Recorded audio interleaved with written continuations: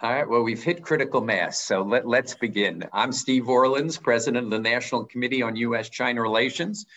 Good morning to those of you who are joining us in Asia, especially Maggie, who's with us from Taipei, and good evening to those of you in the East Coast of the United States, especially Shelley.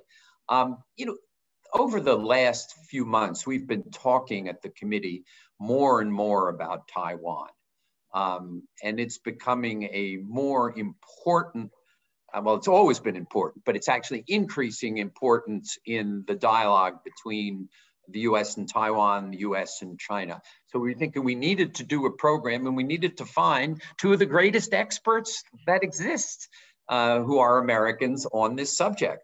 So we settled on Maggie and Shelley. We didn't know when we picked this date that we'd have a major arms sale from the United States to Taiwan. We did not know that the Chinese government would announce that they're sanctioning the companies who are participating in this. But we did know that Taiwan was going to be an increasingly important part of the discussion in this election season of US-China relations. So that's a kickoff. Let me just, two sentences on, both are old close friends of mine. Maggie Lewis is professor of law at Seton Hall University.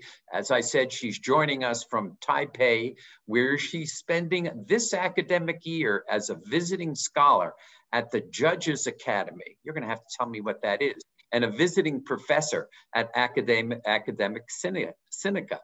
Her last program with us was only a few months ago when she discussed the US Justice Department's China initiative.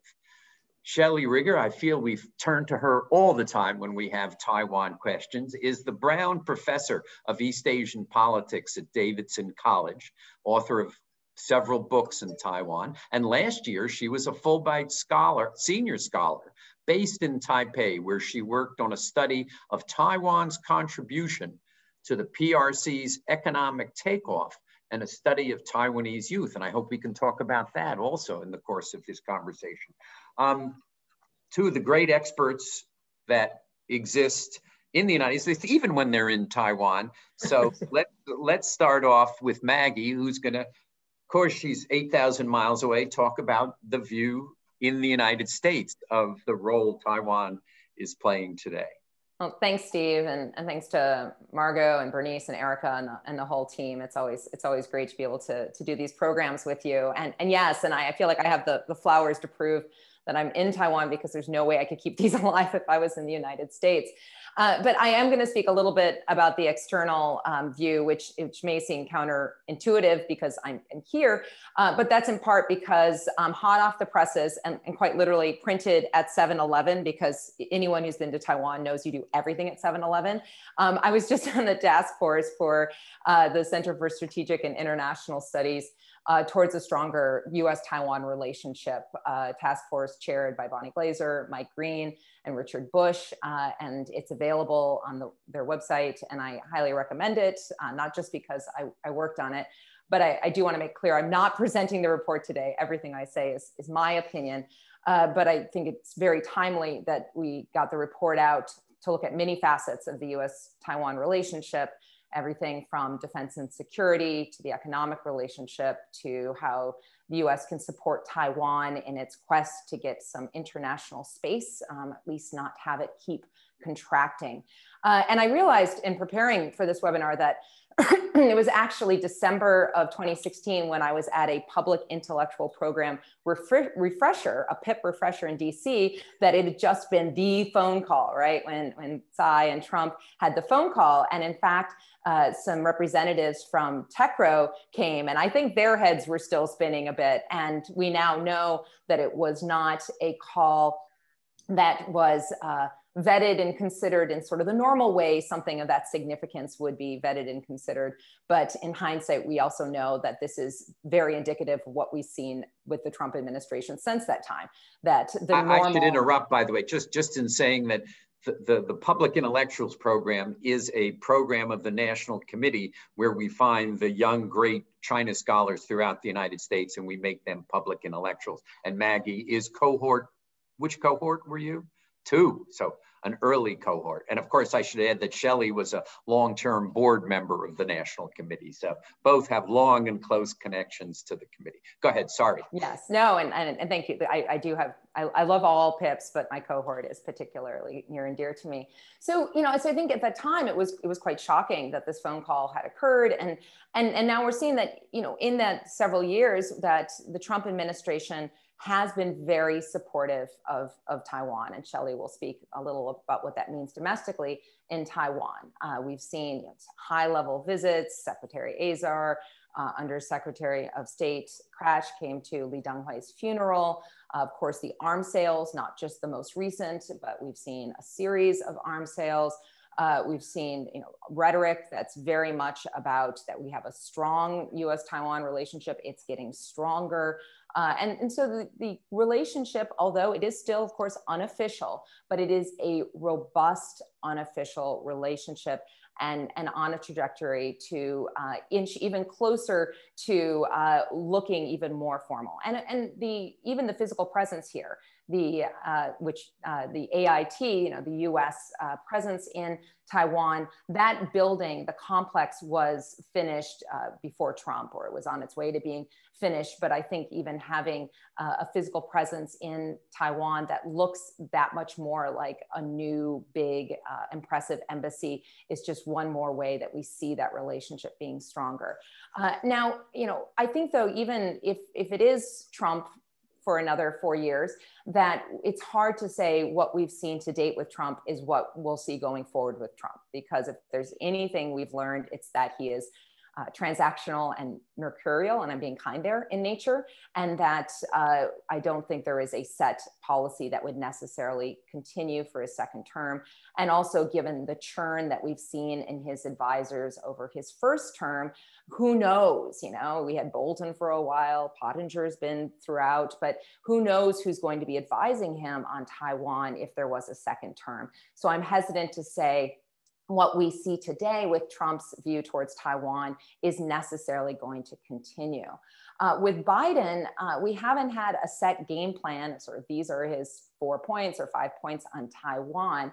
He did congratulate President Tsai on her reelection, and not all of the contenders at that point, this is before he was the nominee, did. And even just last week, there was an op-ed that he published in the Lianhe Xinwenwang, which I guess is the World Journal in Taiwan, in both Chinese, and then there was the English, in which he did make a point of saying that that there was going to be a deepening of ties with Taiwan. He used that language. So we have at least gotten a clear statement that he's recognized Taiwan is important in the relationship. And of course, too, his team of China advisors talk a lot about like the free and open Indo-Pacific and things that would necessitate, or at least be very important to keep Taiwan as part of this first island chain out of Beijing's hands. So I think we would continue to see a strong relationship under Biden, but how exactly that would play out is unclear. Regardless if it's Trump or Biden, I do think we're at a point where there is this questioning of whether strategic ambiguity should be adjusted and move towards strategic clarity. I am of the view that that should be thought about very carefully, because in part, it's not as simple. Actually, I have Harry Potter books behind me as like waving a magic wand and saying strategic clarity, everything is solved. Strategic clarity has risks. And we don't know how Beijing would respond, and not everything should be done with that in mind. But for example, the point has been made that if it's so clear the US would step in, then does that take away some of the pressure on Taiwan to provide for its own defense and to do the changes it needs to do domestically? And also, a declaration is nice, but what really matters is, will the US back up any declaration it makes? Is it credible? And so we need to have the US showing its support, not just saying its support for Taiwan.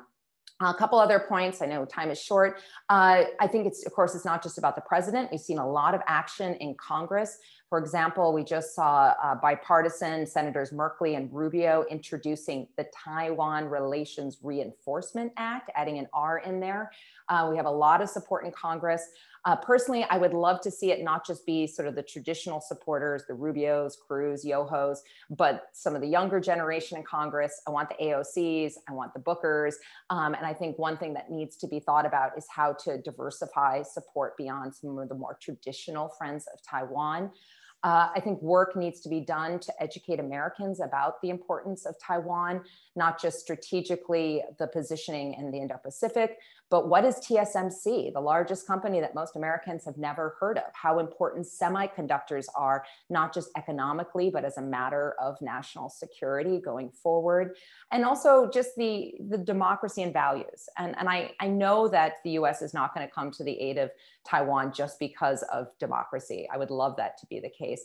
But I think there's a great story of Taiwan that could be told even more. So they just had, for example, photos from the mass military wedding ceremony that will be taking place in Taiwan. And they have their first same-sex couples.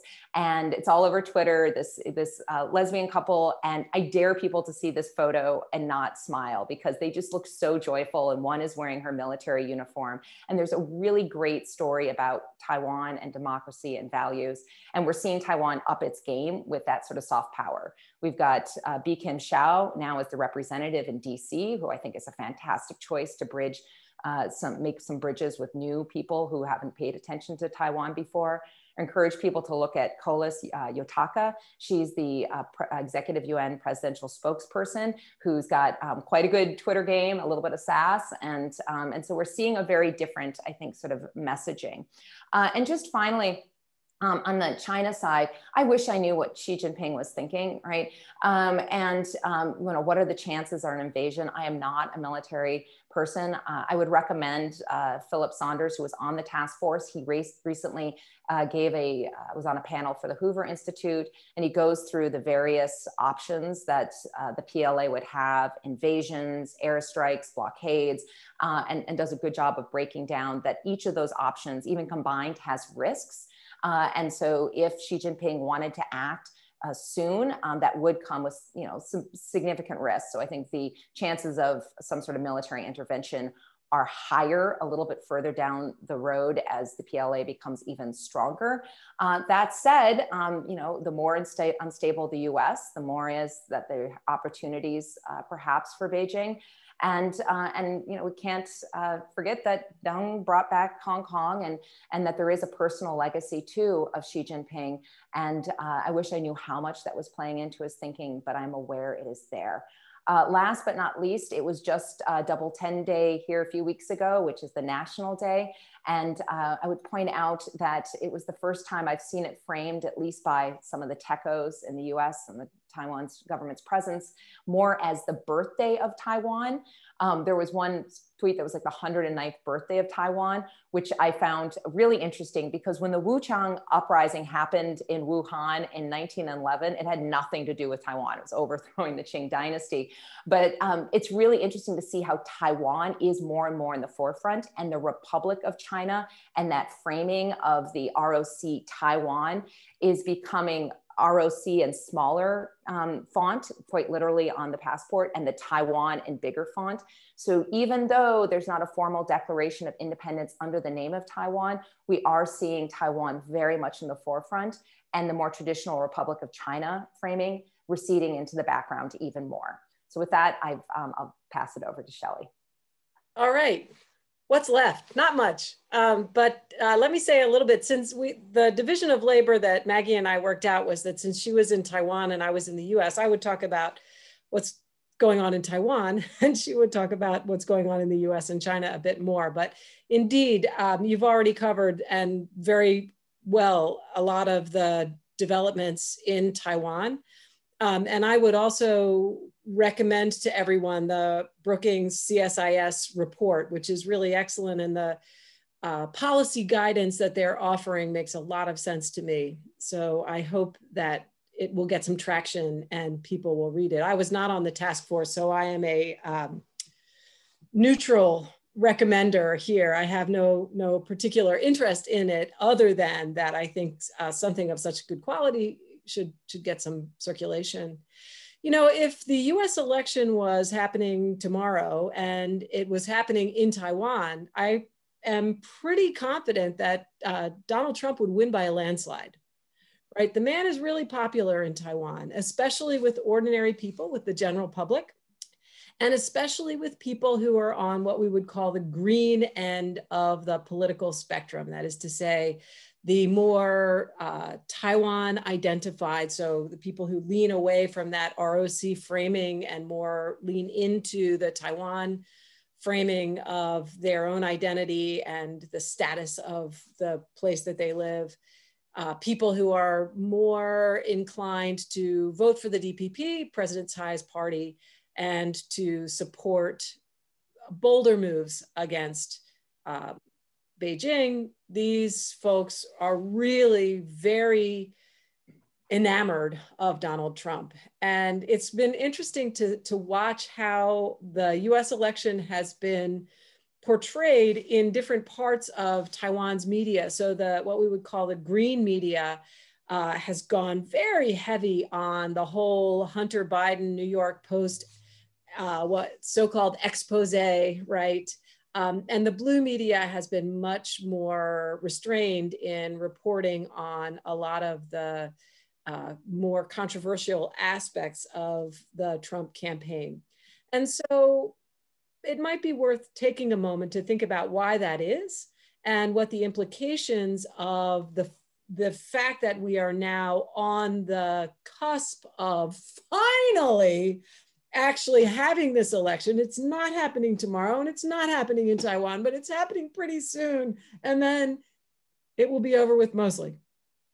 So it may take us a while to find out exactly what happened, but at least we are not in this mode of waiting for too much longer.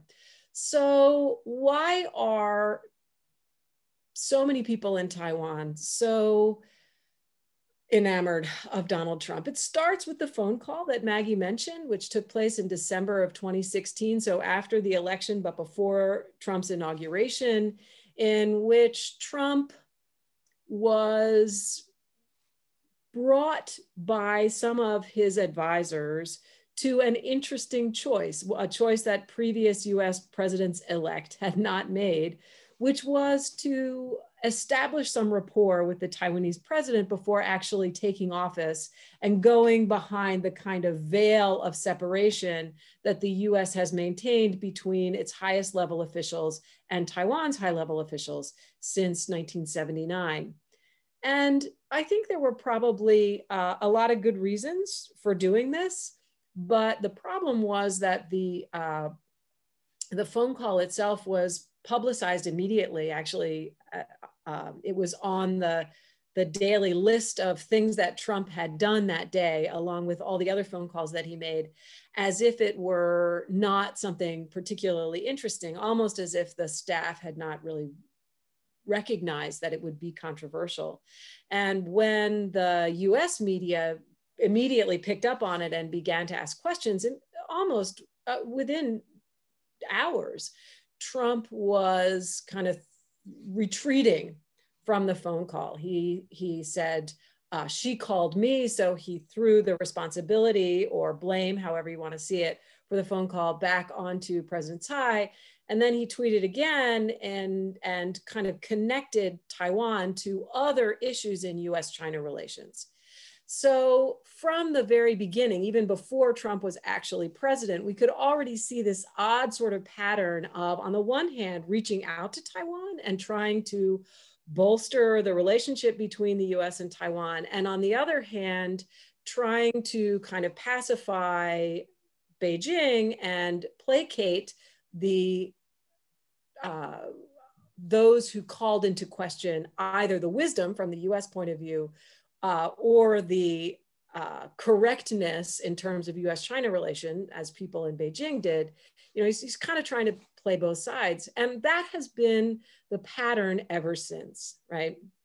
On the one hand, Trump has tried again and again and again to get something going with the PRC on the economic front.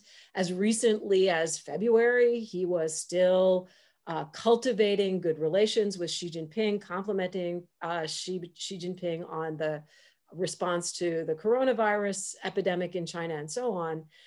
So that the kind of full out anti-China extravaganza that we have seen in the Trump administration in the last few months is actually relatively new. This has not been the pattern throughout.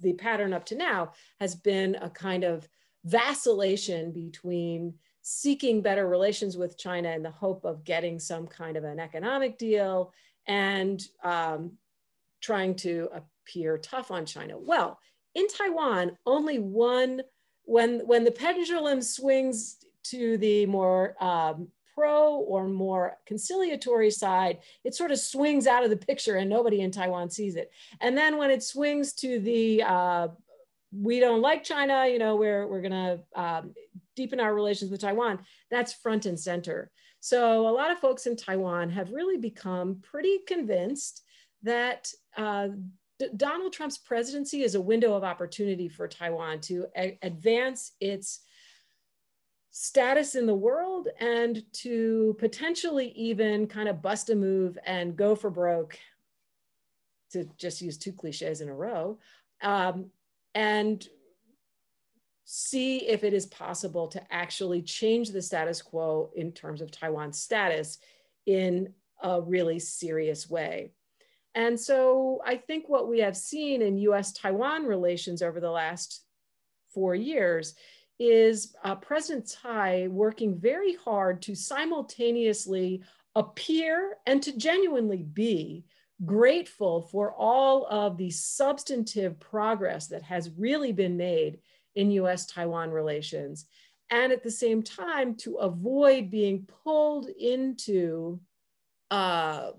aspects of US-China relations that don't really have any upside for Taiwan, but that are perceived by some in the US and some in Taiwan as an opportunity somehow for Taiwan.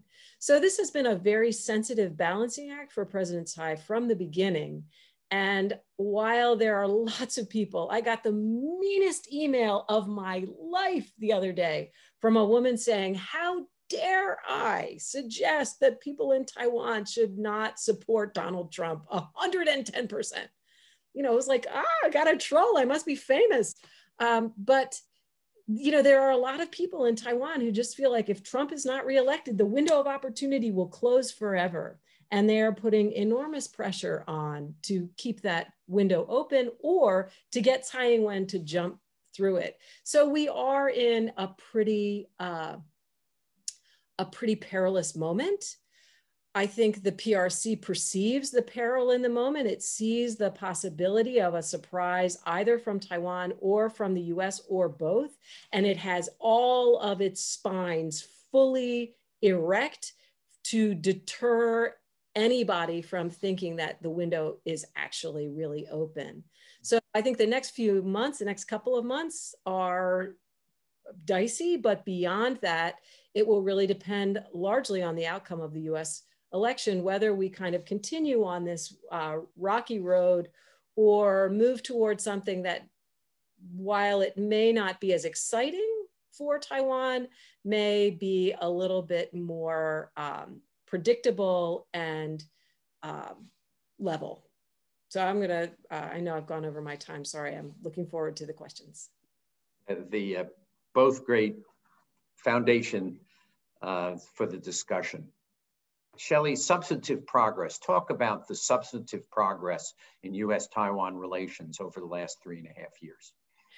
Yeah, you know, there have been a lot of really obvious things like arms sales and... But we've had arms sales for decades. Right, but we've had arms sales for decades. And I remember going into the State Department, you know, for my little courtesy visit when I'm up in DC and during the Obama administration and having a conversation about who could we send to Taiwan that would be high enough level that it would look like a meaningful visit, but not so high that it would cause the PRC to punish Taiwan for the visit. You know, the idea of visits has been on the table for a long time, although the I would call that symbolic, not yes. Substantive.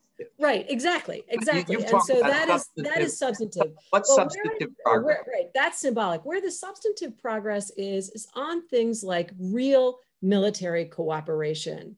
a lot of coordination at a very, you know, it's not obvious, nobody's talking about it too much, but both the US and Taiwan, I think, have recognized the necessity to coordinate on military planning to an extent that has been difficult in the past. So I keep noticing, you know, Tsai Ing-wen wears an army helmet or a camo helmet, I don't know what service branch it's from, more than any Taiwanese leader since Chiang Kai-shek.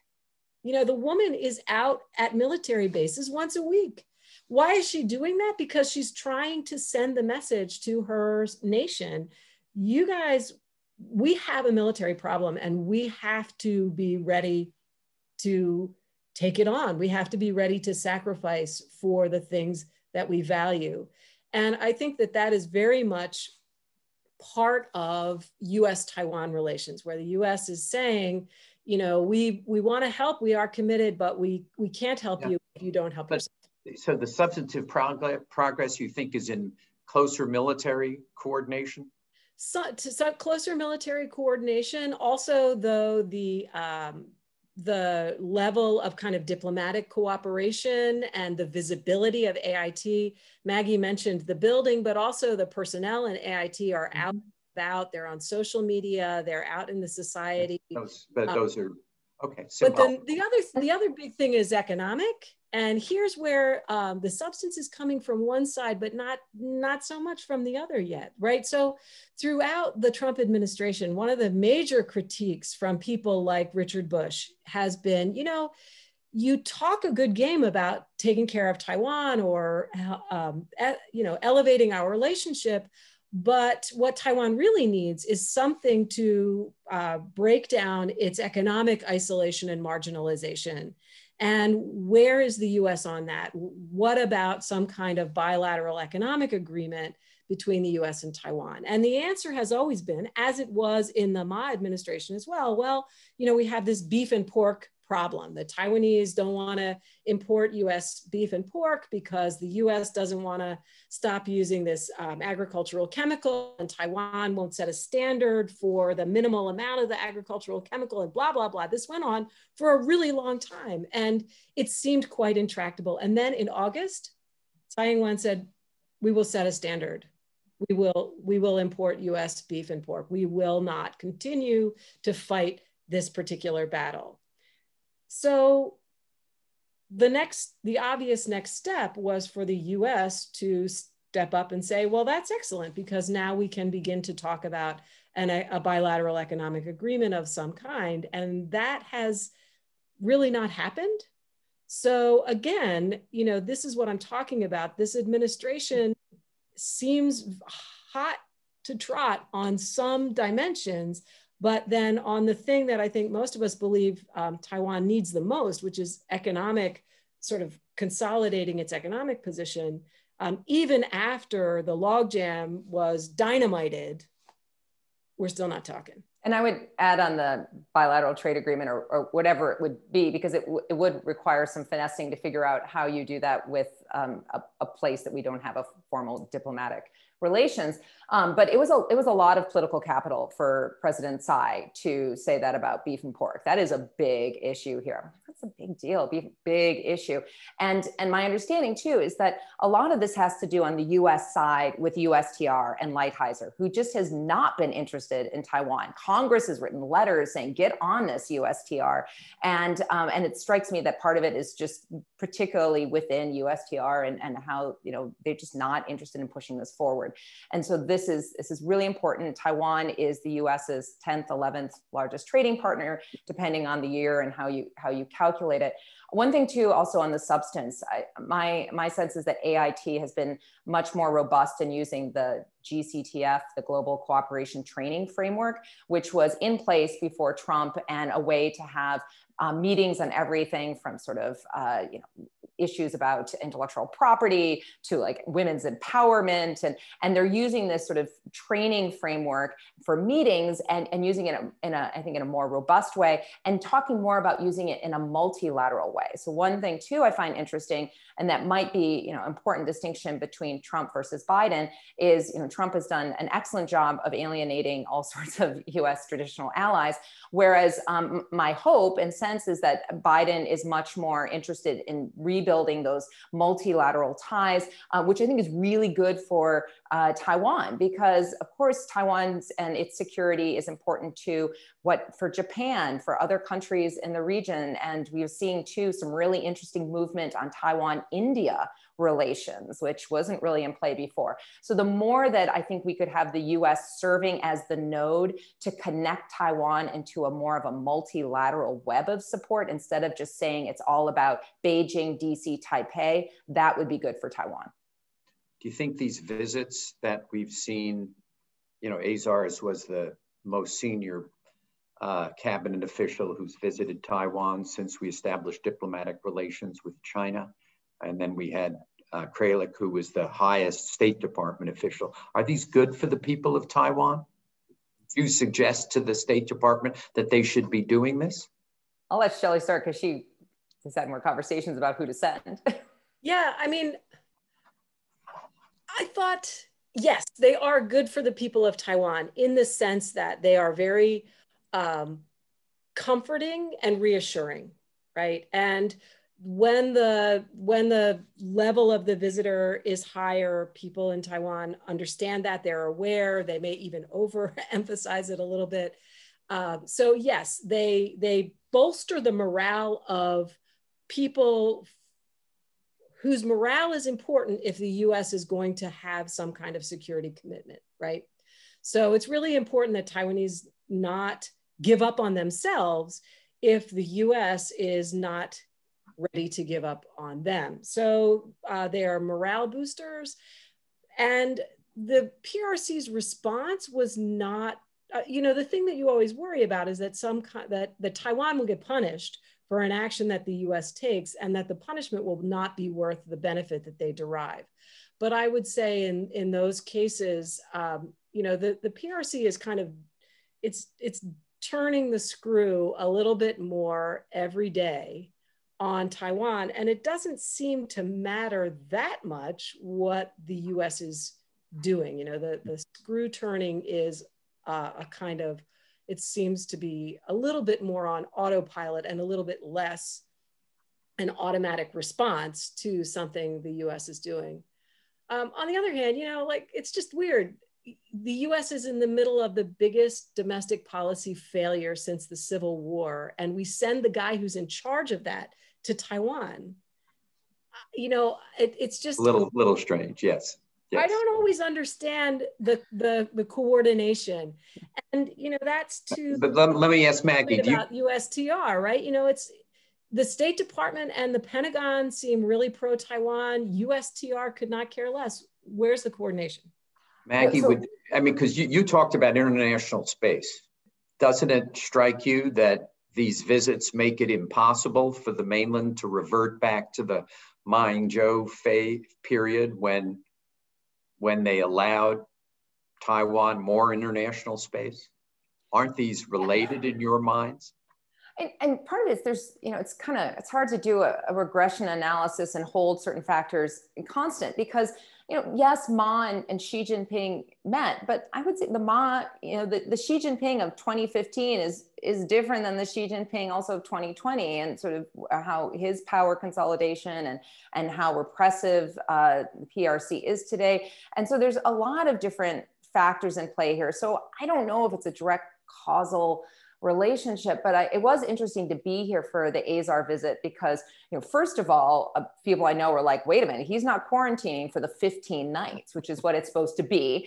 And then there was kind of the, is he going to take back some Taiwan masks to wear? And there was the one, so the super spreader now we know event at the White House where I think, Azar was one of the few times we'd seen someone in, that high up in Trump administration wearing a mask publicly when others weren't. And so it was was interesting to see more. What will he take from Taiwan? Will he show up with a sense of humility? And because I can say, living here, it is phenomenal how the Tsai administration and the people of Taiwan have responded to COVID. And Shelley and I last saw each other. It was the night of the election in January, which is hard to believe it's the same year because it does feel so long ago in a galaxy far, far away, right? But, and that was right when the first rumblings of COVID were coming. And because Taiwan had had the experience with SARS, they had a lot of ventilators, they had a lot of PPE ready, and they also had distrust both for Beijing and the WHO. So they reacted, they made their own determination about how they were going to shut down, clamp down. There were, we're at this point, the documented cases are still in the 500s total. They don't do a lot of testing, so that might be higher. But the reality is they only have 7 deaths attributed to COVID, a population of 24 million people, and a couple imported cases each day. They seem to be more or less getting caught. At least we're not seeing the hospitals showing up with COVID cases. So I think too, it was just so interesting to see the US come to Taiwan with this, we haven't, we're a mess and you are not, which was such a role reversal. But it definitely has been, how much, Beijing's response. I also get a little annoyed, there's that whole trope about in a move likely to raise the ire or a move likely to anger Beijing. And of course, how Beijing will respond is part of the calculation of anything the US does with Taiwan policy. But there sometimes is this sense of inevitability of well, will Beijing find it necessary to respond? It's never necessary to invade Taiwan. That is a choice, and that agency needs to be put on Beijing. So even with the recent arms sales, and then the sanctions that were announced against, let me get this, Raytheon, Lockheed Martin, and Boeing, Reuters, and I don't mean to pick on Reuters because others do this too, but the direct quote was, Beijing considers Taiwan a wayward province it has vowed to bring under control by force if necessary. So first of all, it's never necessary. That's a choice that Beijing would make. And we've gone from renegade province now to wayward province, which did make some good Kansas jokes for, carry on my wayward son. But I do think we need to be really thoughtful. And this is not just the reporters, a lot of times it's editors, about using phrases like reunification. Taiwan was never part of the PRC. It would be unification, but it would not be reunification. So I think too that just trying to be really thoughtful about how we frame what is going on between the cross-straits, and that it doesn't take on this historical inevitability that Taiwan will be returned someday, because that's not a historical inevitability. You say don't run a regression analysis. I think that's correct, but you need to understand what has basically been the cause of the deterioration in cross-strait relations. So what I wrestle with, and you're right that we've seen a tightening across the board on the mainland, whether it's in the economic sector, the human rights sector, the strategic sector, we've seen a tightening. There are those who argue that their policy on Taiwan, however, Xi Jinping's policy on Taiwan has been remarkably consistent, and we have not seen a tightening, and that the cause of the deterioration could be the US putting their thumb in the eyes of the mainland and Tsai Ing-wen's actions. So I think you need to formulate a good US policy, you need to answer those questions. And we want to look ahead and project, but we need to look backwards and understand. Shelley, you want to talk about that a little? Yeah, I think the reason people would argue or observe that China's policy has become more stringent or more assertive toward Taiwan mainly has to do with first of all, the Taiwan's international space. So, no more World Health Assembly and all that kind of stuff, but also the military pressure that's brought to bear on Taiwan. So there are Chinese military aircraft in the Taiwan Strait now constantly. They cross the center line, which they never used to do. There are ships on the... Was that related to, did that increase during the Azar visit? No, it's increased over the time that Tsai has been president. So I think it's really I'm definitely with you that the U.S. needs to be careful and thoughtful, and that it's not enough to just say we can do whatever we feel like because China's wrong. If what you do puts your friend in danger, then you shouldn't do it just because you think you can get away with it because you're not the one who's going to be hurt. However, I think it is also true that that the PRC leadership decided that Tsai Ing-wen was someone they could not work with. And so they shut her out for 4 years, and she kept an absolutely steady policy. She did not give them any justification to move against her. And I think they really thought that they might be done with her in this election last year, because it looked like the KMT was making a comeback after the local elections in 2018, when Han Kuo-yu led the KMT to this major victory in a number of municipal elections, and Taiwan's municipalities are large. They're like states in the US. So when she was reelected, then, the PRC, I think, understandably must have concluded our policy is not working. Taiwan is not moving in the right direction. And now we got to live with this woman for another 4 years. And we've got, Trump in the US, who is blowing hot and cold on both the Taiwan issue and the PRC issue. So how can we stabilize this situation? So I don't know any more than Maggie does what goes on inside Xi Jinping's head, but I can come up with kind of 2 explanations for the escalated military activity in the Taiwan Strait by the PRC.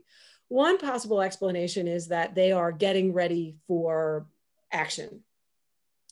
The other explanation, and I kind of like this one a little better, maybe just because it's not what everybody else says, but is that they are intensely worried that something is going to happen that's going to force their hand. And I agree with you, Maggie, that it's not really forcing their hand, right? They will choose whether or not to act, but they have painted themselves into a corner where certain things they have led the world to expect that if certain things happen, they will have a reaction, and it will be a strong reaction, and it will probably be a military reaction. So they need to deter that, because this is not a good time. It is not a good time to be below.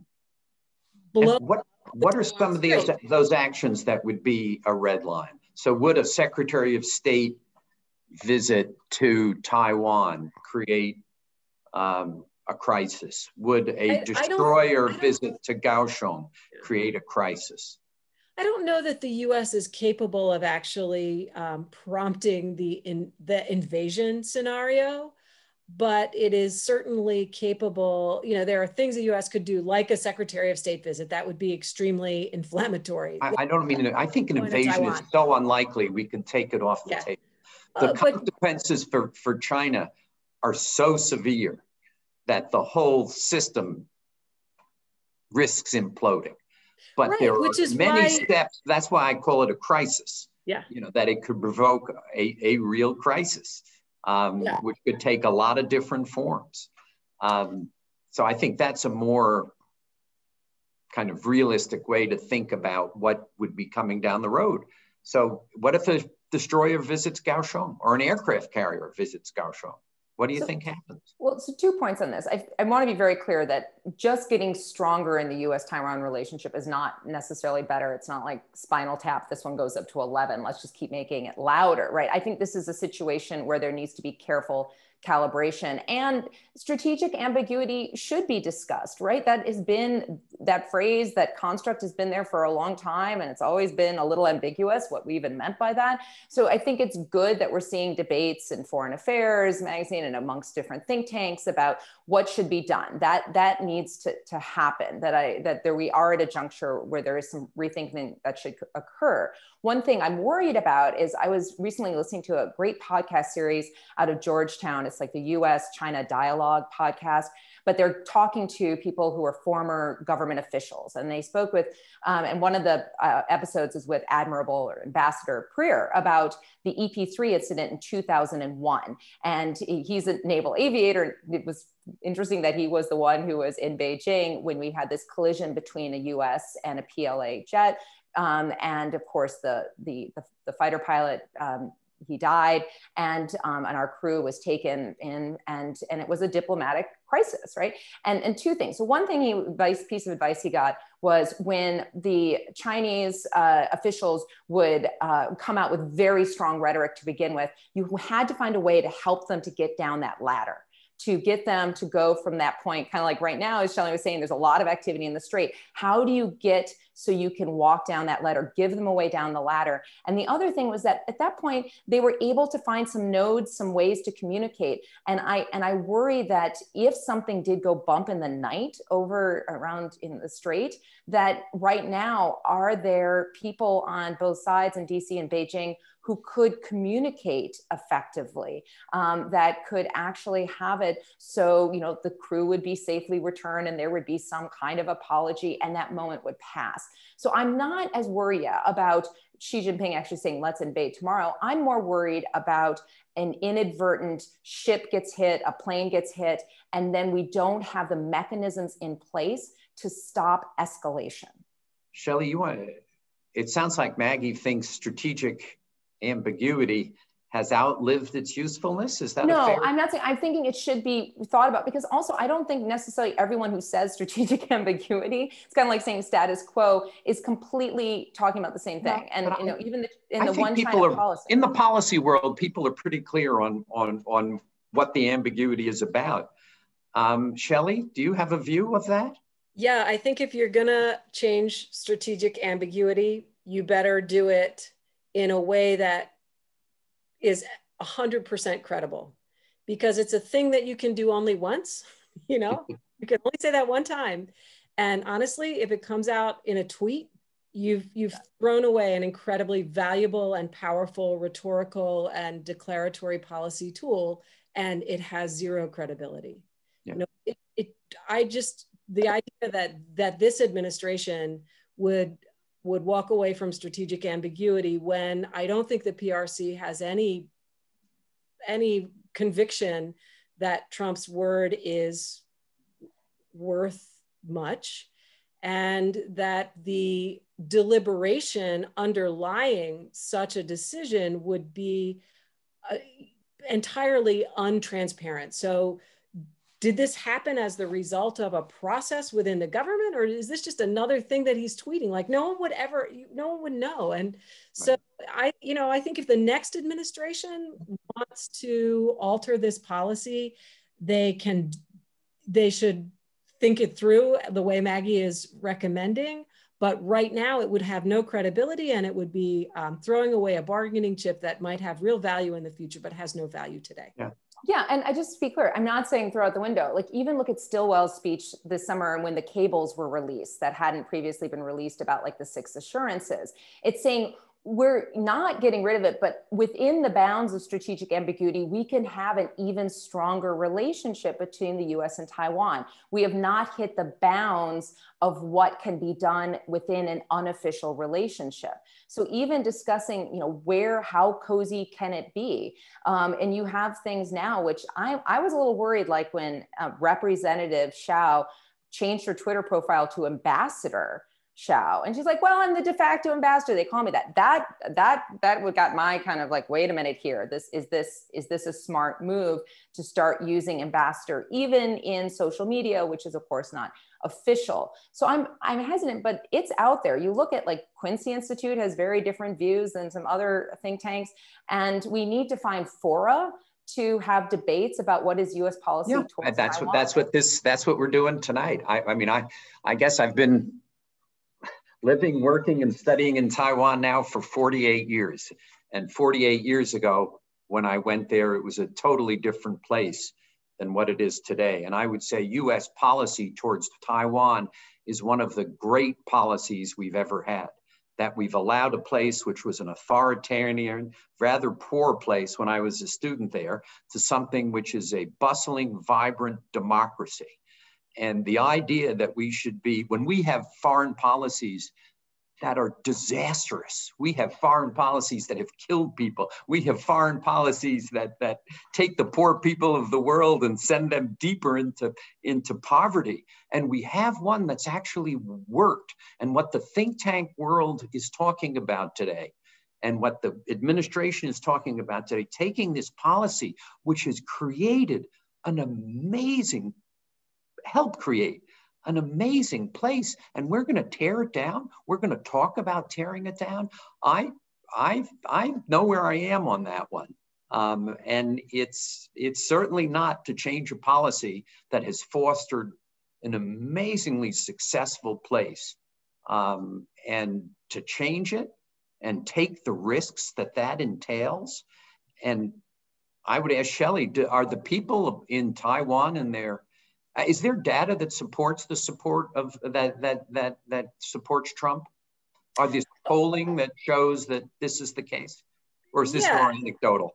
He is more popular among the people than among elites, but there's polling. They're of course, yeah. Are they aware of what happened with the Kurds? Well, part of the problem, as I said before, when the pendulum's over here, everybody sees it. And when it swings over there, it's off the screen.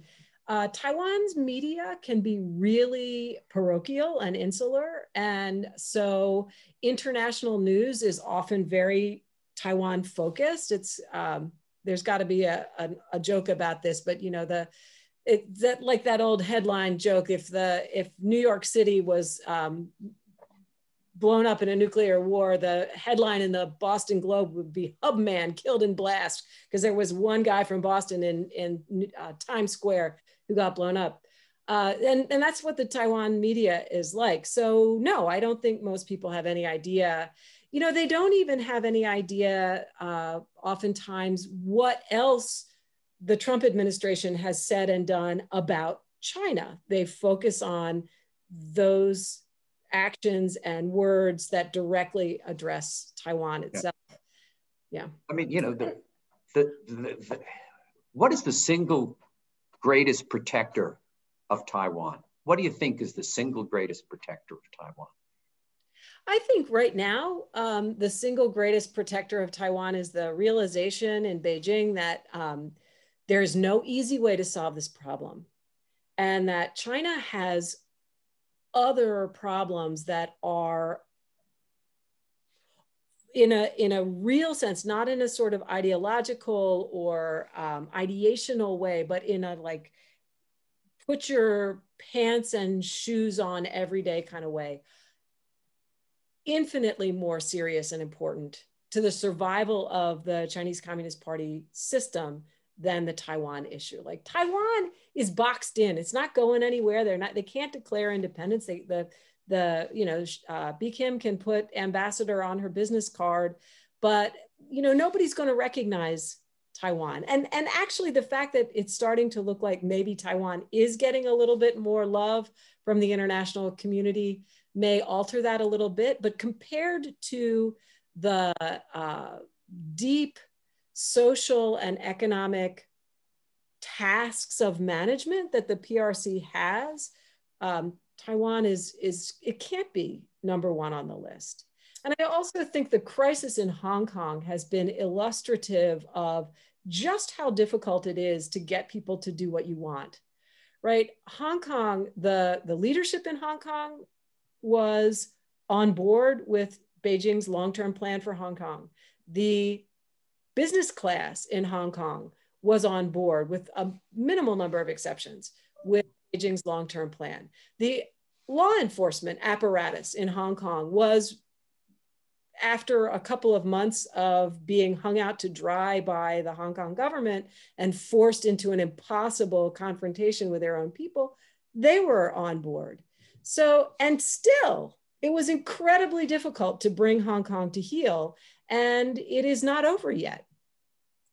And I'm looking at 2024. The government is not on board. The armed forces are not on board. The business community is on board, and 24 million people are not on board. So it's just a way harder task. You know, the little tip of the iceberg in Hong Kong. So I'm interested in what's going to happen in 2024 here, because as Shelley said, I mean, Tsai Ing-wen is as steady as they come. I always say, if I was somewhere and someone had to cut the wire in a bomb and hit the red one, it blows up green, it doesn't, I wouldn't mind having Tsai there. She is just like this. So 2024, what's going to happen? Who comes after her? Because I worry more that it's going to be someone who's deeper green. And if we go more towards the Chen Shui-bian, that would be destabilizing. I wonder about the future of the KMT, which has that sort of old school, Ma Ying-jeou is still out there, pretty front and center, but then we have a younger group of sort of, will there be a KMT 2.0? Will they be able to redefine? And I don't have a horse in this race. I am not Taiwanese, but I do think it's important that there is a real, at least two-party system. There's smaller parties, but they aren't big enough to make a big difference here. It's still very much the blues and the greens, because you need that ballast. You need that counterweight to the greens. And if in 2024, it's going deeper green than Tsai, I think that could be very destabilizing across the strait. You know, that's 2024 is a long way away, but I'm looking to see, like, what about someone like Hou You-yi, the mayor of New Taipei City, who is KMT, but not your traditional KMT. He's got a really interesting background as a law enforcement, as a police officer. He's hugely popular. So what's coming up there? But I think, for now, also the other thing is the Taiwanese identity, which, there's all these polls, and one of the most reliable polls, because it's been going on for decades now, is asking people in Taiwan, do you consider yourself Taiwanese, Chinese, both? And we've seen the numbers of pure Taiwanese and dropping any sense of being Chinese.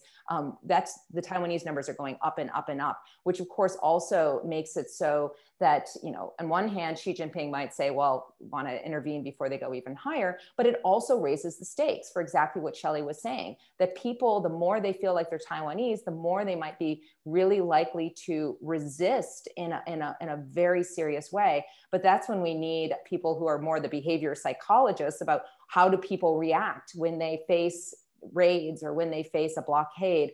And that's a lot of conjecture. What are the risks to Taiwan from very bad US-China relations? It's not good. Anytime Taiwan, is Taiwan going to be a pawn? And I do worry about Trump is transactional. And was it the Bolton book where he says, Taiwan's the tip of my pen and China's the desk? And I don't know, but my sense is I worry when people in the US sometimes are pro-Taiwan because they're anti-China. And when we see this rhetoric of communist China, or Pompeo's speech this summer of communist China and the threat to the free world, and we get that kind of framing that it's, well, Taiwan is free China. It feels very kind of retro to me and not in a good way. So as soon as Taiwan becomes sort of this foil, I think it takes away Taiwan's identity as a place that deserves to be treated legitimately and not just as in between these two superpowers. And that's my primary worry, that it's really about China. It's not about Taiwan, and Taiwan, exactly what you said, Maggie, could be used as a pawn, which would be disastrous for the people of Taiwan. I should get to audience questions, or I will get huge criticism from our audience. First is from Professor Tom Gold. He's asking two questions. All right, Tom, I'll give you two. Have the National Committee, CSIS, Brookings, et cetera, had any pushback from Beijing about Taiwan programs? I can only answer for us. The answer is no. Do you know of any pressure on these programs, either Maggie or Shelley? I don't know about the think tanks. I just kind of step in that world occasionally. In the academic world, there's a really, that the world of Taiwan studies is small, but it's a lovely world. But one of the big questions is, do you, as someone who's kind of Taiwan studies, attach yourself to the China program in whatever academic institution you are, which has more resources, but then Taiwan becomes part of China studies, which is problematic for all the reasons we've been saying. So I think there's a resource issue for getting Taiwan having a focus. I also think there's a generational issue. I'm 45. I went to Beijing in 1995 to study language. If I was even 5 years older, the chances I would have studied in Taiwan would have been much higher. I think there was a real generational gap where there was a lack of people going and spending time in Taiwan. And even if they didn't focus on it, it was part of their experience. So one thing now, we're seeing a lot of people doing Fulbrights in Taiwan, which is great. There's one of the acts pending is the Taiwan Fellowship Act, which I've been advising on to try to get mid-level officials from the US government and from the Taiwan government to exchange for a couple of years. It's along the lines of the Mansfield program that was used for Japan. But I just think part of it is resource issues too, for lack of Taiwan programming. Shelley, anything you want to? Did you do your language studies in Taiwan, Shelley? Or in the mainland? I did my language studies in the US. And I have struggled ever since to learn Chinese mainly in Taiwan, yeah. Just, on the street. Yeah, I did mine in Taiwan. And then Tom asks, have any chances of playing, this I guess refers to Brookings, CSIS, us, playing mediating roles, track 2 dialogues vanished? Oh, I don't think they've vanished at all. Actually, there's quite a lot of track 2 dialogue going on now. I've been on a couple of really interesting calls where it's clear, people say this doesn't exist, but it absolutely exists. There are people in China who desperately want to get beyond this period of deep rupture between the US and China. They know there's nothing good for any of us if we cannot talk to each other at all. And whether it's what Maggie was saying before, you got to have somebody to negotiate the plane crash, or much simpler things like the idea that we're not going to be able to visit one another, that we're not going to be able to work in one another's institutions, that the US government is trying to shut out students and scholars and researchers from China. This is terrible. And there are plenty of people in the PRC who feel the same way. And we are talking to them. Then Tom's second question is thoughts on Taiwan's place in the Hong Kong situation. The Hong Kong issue is really interesting. Last year, when I was doing my research in Taiwan, one of the things I was doing was focus groups with young people. And I specifically asked my research assistants not to mention Hong Kong, just to see what would happen. And it came up in every single focus group because young people in Taiwan feel very close to the Hong Kong protesters, and they are horrified by what's going on there. And I think a big part of the reason that we see sentiment toward the mainland moving in a negative direction in Taiwan is that Taiwanese used to think, Hong Kong, it has nothing to do with us. They're on their own trajectory. But in the last 2 years, Taiwanese have decided that they care about Hong Kong and that they can't bear what is going on there. And it's somewhat controversial how many Hong Kong people should be admitted to Taiwan and under what circumstances, but there is a lot of goodwill toward Hong Kong people, and that the flip side of that is ill will toward Beijing for what has been happening in Hong Kong. And we see a lot of solidarity protests, not just with Hong Kong, but also with the Thai protesters now. There's been gatherings, so it's not just about Hong Kong. Certainly President Tsai used Hong Kong very effectively in her re-election. And I think it was a valid point to make, but it also did serve her well to say, hey, I'm not just saying that, China's getting more repressive. Look what's happening here. But I also want to be careful about drawing too many connections between Hong Kong and Taiwan, because Hong Kong is part of the PRC. It is, and that is an important distinction to make. And so sometimes I too see like Taiwan, Hong Kong, and put together in sort of how Beijing is treating places. And I think we do need to separate those because they have very different positions vis-a-vis Beijing. Terry Louts asks, what about the cross-strait economic relationship? How vulnerable is Taiwan to pressure on trade and investments with the mainland? Is there any evidence that the PRC might use sanctions or an economic embargo of some sort to force concessions from Taiwan? You know, the economic tools are really hard to use for many reasons, but maybe the most interesting one is that the people who would be hurt the most are the people who are already the most likely to advocate for better relations across the strait. So if you sanction Taiwanese businesses that are working in the mainland, then you basically just, you know, stabbed your best friends in Taiwan in the back. So using the economic tools is difficult. Last year, or 2 years, yeah, a year ago and a little bit more, Beijing had a brainstorm for using economic leverage against Taiwan, which was to cut off tourist visits. First, it was the group tourists, and then it was the individual tourists, and then they rolled back the number of students. And that was painful for some of the folks in Taiwan who had built businesses around Chinese tourists, but it did not actually decrease the absolute number of tourists entering Taiwan. People were coming, and partly because the Taiwanese government was subsidizing tourism from Southeast Asia. But then the next thing that happened was COVID, and everybody in Taiwan said, oh my gosh, I'm so glad they cut off the tour groups, because we would not have been able to keep out COVID if we had had tourists coming from mainland China for Chinese New Year in 2020. So, you know, the economic levers are hard to use. We are also seeing a lot of diversification of production and supply chains by Taiwanese companies. They're still very embedded in the mainland, and there's still a huge amount of Taiwanese investment and Taiwanese companies doing business in the mainland. But there are an increasing number of Taiwanese companies that are either moving out, or when they expand their facilities, they expand into other locations. And that also has much less to do with cross-strait relations than it has to do with the US-China trade war and the need to get made in China off your product.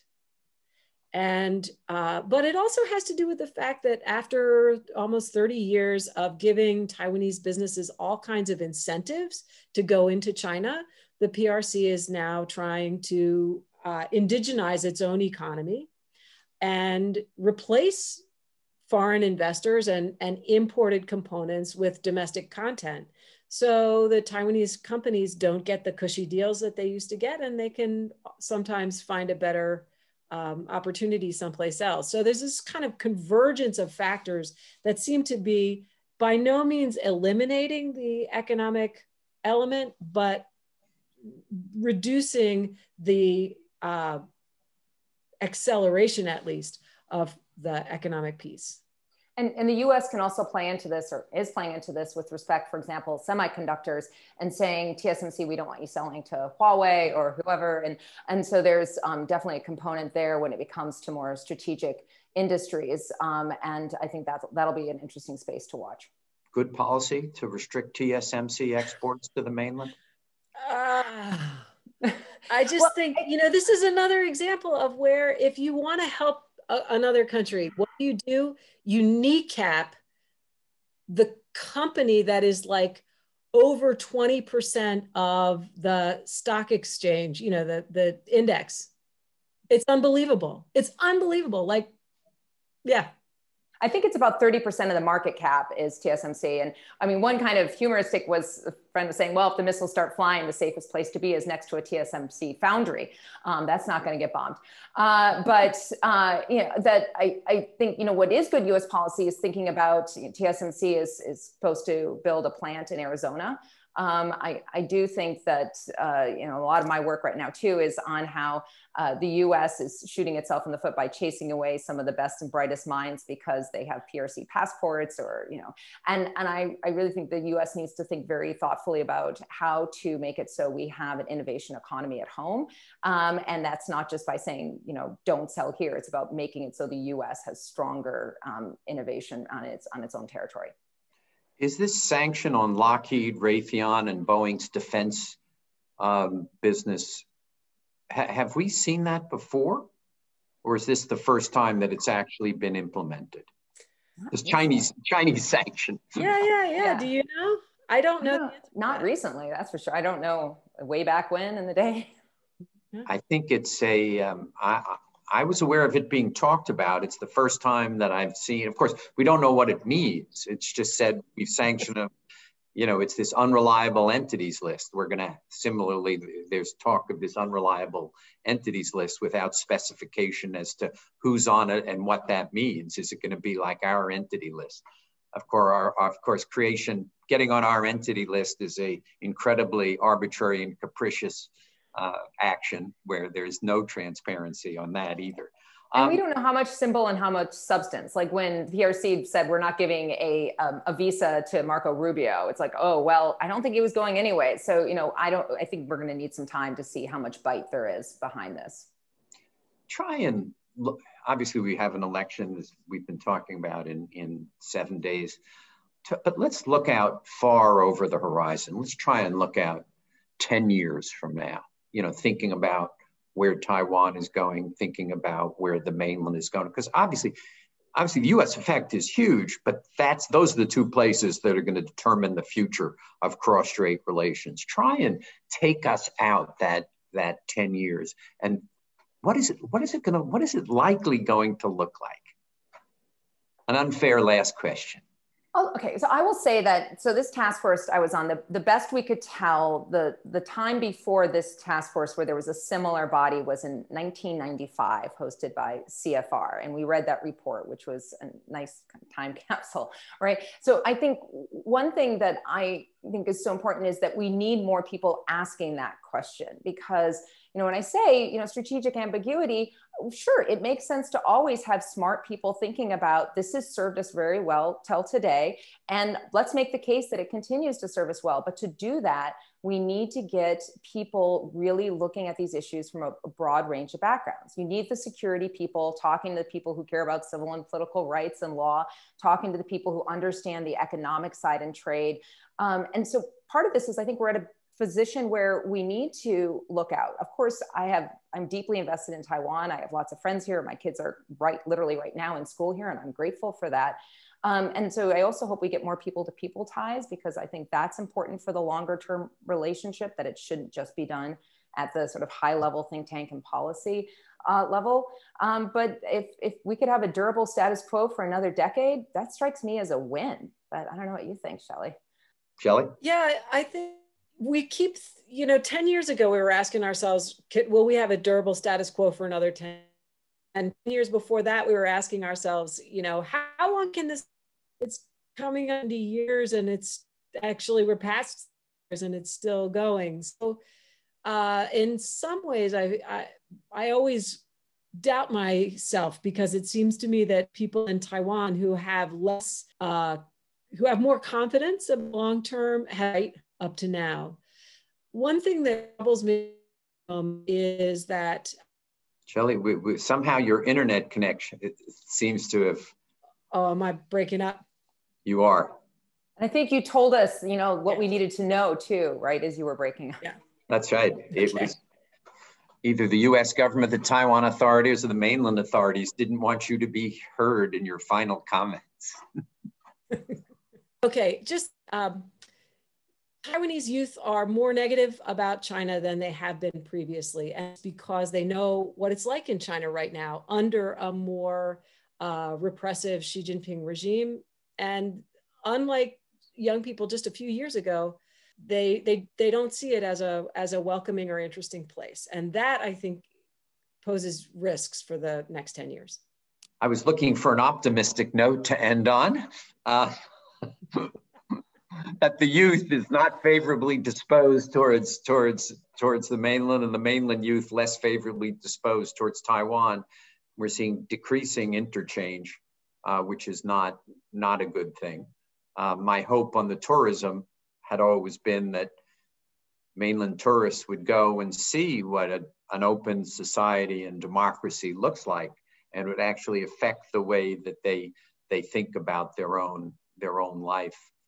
Just as I've always hoped that, the hundreds of thousands of Chinese students who come to the United States go back to China, and they bring with them the experience that they've had in the United States, and that affects the way they think about the way the Chinese government and the way the Chinese Communist Party should run.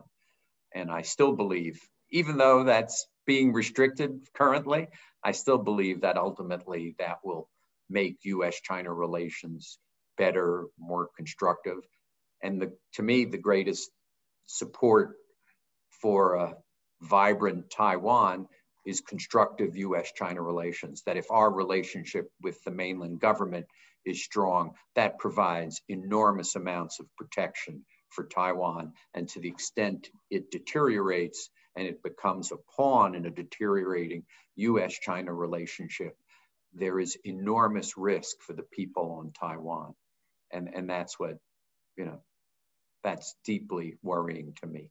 Can I give you some optimism, though? That well, the optimism is, I think that the people, the hundreds of thousands of what you said, Maggie, that we get the people-to-people exchanges serve as the ballast for a more constructive US-China relationship and a more constructive US-Taiwan relationship. And ultimately, that serves as a foundation for constructive relations between the United States and China, between the United States and Taiwan, and cross-strait relations. That ultimately, I don't believe the mainland has a timetable. I don't believe there is any serious person on the mainland who talks about an invasion of Taiwan, that you literally, it's just not on their, it's not in their planning. But I think other things which provoke the mainland government, they continue to tighten, they continue to squeeze Taiwan, whether it's economically, diplomatically, not allowing Taiwan to participate in international organizations. But we lived through the era when Taiwan was allowed to be in the WHA, when Taiwan diplomats, when they saw mainland diplomats, they were able to actually exchange words. Now that's actually all prevented. The question is that prevented because of a mainland tightening of the policy without any reason, or is it happening because Taiwan is changing its policy? That's why it's so important to understand kind of the historical basis for the worsening relationship, so that we can try and come up with policies that fix it. And Taiwan has an amazing group of young people who are politically active, and they're building, as I said, these international connections. It's Pride Parade this weekend, and we can have here a big parade with people out together safely and celebrating these rights and where they've gone. So again, I think also there's so much optimism for how Taiwan society has changed. And really that's a hard, as you know, such a hard-won battle, and transitional justice is ongoing. A lot of people still very much feel the wounds of the martial law era, but it is vibrant. It's an overused adjective for Taiwan, but it is vibrant. Maggie, Shelley, thank you so much. This has been a absolute, we've run over, and I see we've run over, but nobody has signed off. So obviously we could go on till midnight and people are till noon, Maggie's time, and people would still be part of this discussion. But it has been interesting, enlightening, educational, on a subject that often generates lots of heat and not much light. You have both generated a lot of light. You're great friends of the committee, and we deeply appreciate your doing this with us. But thank you so much for joining us this morning and this evening. Thanks, Steve. You're very welcome. It's a pleasure.